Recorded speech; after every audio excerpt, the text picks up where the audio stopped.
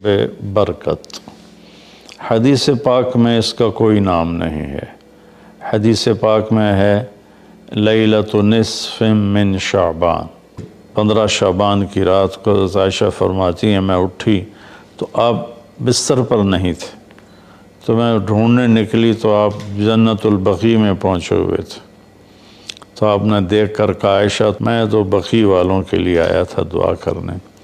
پھر آپ نے فرمایا آج کی رات وہ رات ہے جس میں اللہ تبارک و تعالی بنو کلب ایک قبیلہ ہے جن کے پاس بھیڑ بکریاں بہت زیادہ تھیں، کہا عائشہ جتنی بنو کلب کی بھیڑ بکریوں کے جسم پر بال ہیں ان بالوں کی تعداد کے برابر اللہ تعالیٰ اپنے بندوں کو مغفرت فرماتا ہے، جہنم سے خلاصی فرماتا ہے۔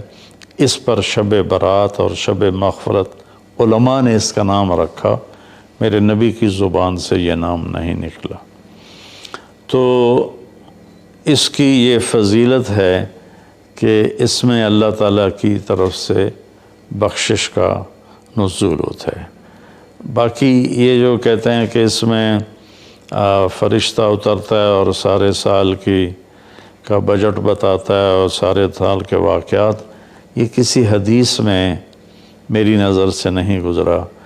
سورہ دخان میں فیہا یفرق کل امر حکیم کا جو آیت آتی ہے تو اس سے پہلے کی آیت شب برات کی نفی کرتی ہے، انا انزلناہ فی لیلۃ مبارکۃ، کہ ہم نے اس سے مبارک رات میں اتارا قرآن پاک۔ تو قرآن پاک تو لیلۃ القدر میں اترا ہے، تو اگر کوئی کسی قسم کے اعلانات ہوتے ہیں تو پھر شب قدر میں ہوتے ہیں، اس رات میں نہیں ہوتے۔ دوسرا یہ ہے کہ اس کے روزے اور بندگی کے بارے میں، شب قدر کی اللہ کے واسطے میری بات دھیان سے سنو، اللہ کی قسم کوئی خاص عبادت میرے نبی نے نہیں بتائی، لیلۃ القدر کی کوئی خاص عبادت میرے نبی نے نہیں فرمائی۔ حضرت عائشہ رضی اللہ عنہ نے پوچھا یا رسول اللہ اگر مجھے لیلۃ القدر نصیب ہو تو میں کیا کروں؟ کہا یہ دعا پڑھو، اللہم انک عفو تحب العفو فاعف عنی، اللہ تو معاف کرنے والا ہے، معافی کو پسند فرماتا ہے، مجھے معاف فرما۔ تو میرے نبی کی عبادت وہی 11 رکعت تہجد کے نوافل تھے، چاہے وہ شب قدر تھی، چاہے وہ شب برات تھی، چاہے وہ شب جمعہ تھی۔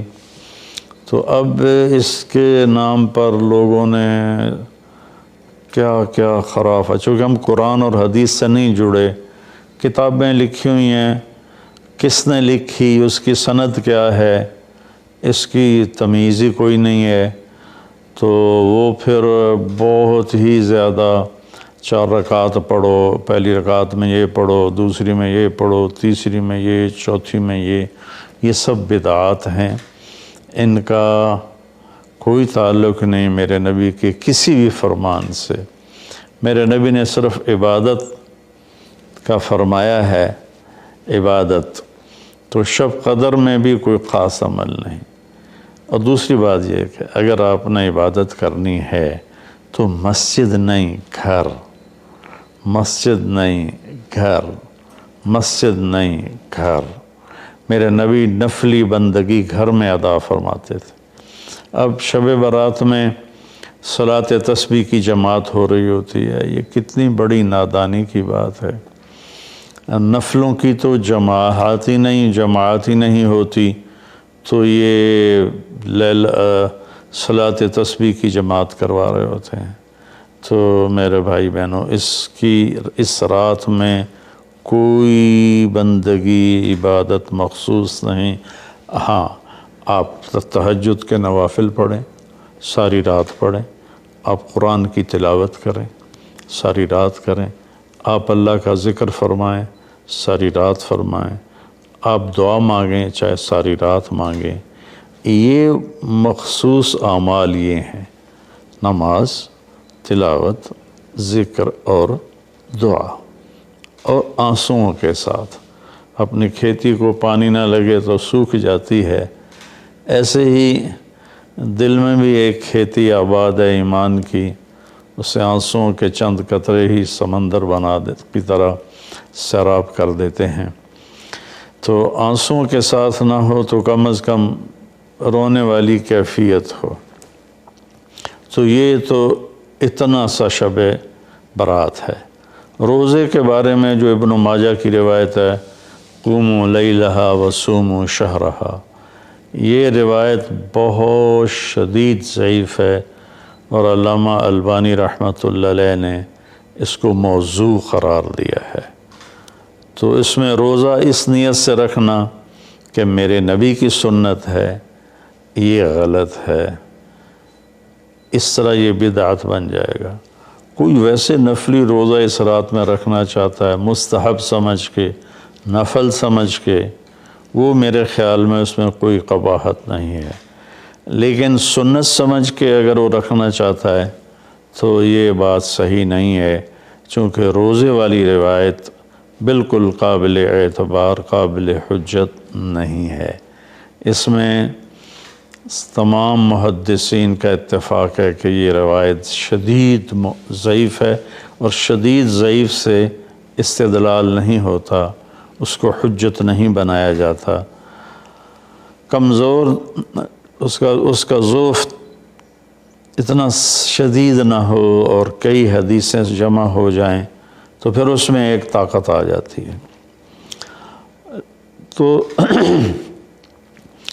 اپنے آپ کو جوڑو اللہ کے قرآن کے ساتھ، اللہ کے نبی کی حدیث کے ساتھ۔ صحیح حدیث آپ کا ماخذ ہوگا تو آپ کو آسانی ہوگی کرنے میں۔ تو اصل میں عبادات میں اعتدال ہے۔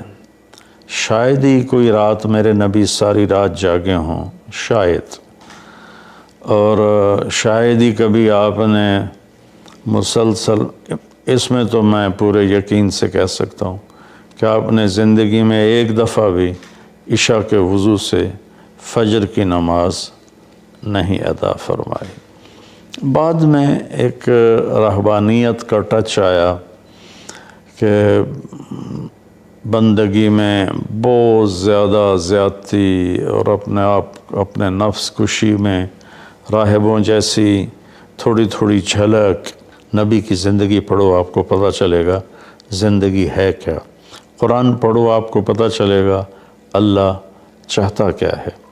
اللہ تعالیٰ اس رات کی رحمتیں برکتیں ہمیں نصیب فرمائے۔ اصل میں اللہ نے بخشش کے بہانے رکھے ہیں، کوئی شرابی ہے، کوئی زانی ہے، کوئی قاتل ہے، کوئی ماں باپ کا نافرمان ہے، کوئی مشرک ہے، کوئی متکبر ہے،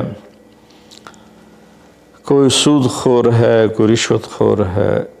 ایک دفعہ آج کہہ دے، کل کی رات ہے کہہ دے گا کہ یا اللہ میری توبہ، تو اللہ کی قسم اگر اس کے گناہ زمین سے لے کر آسمان کی چھت تک بھی ہوں گے نا، تو ایک آدھے بول پر یا اللہ معاف کر، اللہ سارے معاف فرما دے۔ سبحان اللہ۔ آگے جملہ بڑا خوبصورت ہے، وَلَا وَبَالِ، اس میں تکبر ہے، وَلَا وَبَالِ، ہمیں کسی چیز کی کوئی پرواہ نہیں۔ تو کسی نافرمان کو حقیر نہ جانو، اور کبھی اپنی نیکی پہ تکبر نہ کرو۔ اور ایک جرم اور بھی ہے جو میں کہتے 30 سال ہو گئے، فرقہ واریت سے توبہ کرو۔ اپنے فرقے پہ جمے رہو، لیکن دوسروں سے نفرت، سلام بھی نہ کرنا، جنازہ بھی نہ پڑھنا، حرم شریف میں جا کر بھی نمازیں نہ پڑھنا۔ اچھا اللہ کے واسطے آج بہت اویئرنیس ہو چکی ہے، تو مہربانی کرو، امت بنو، محبت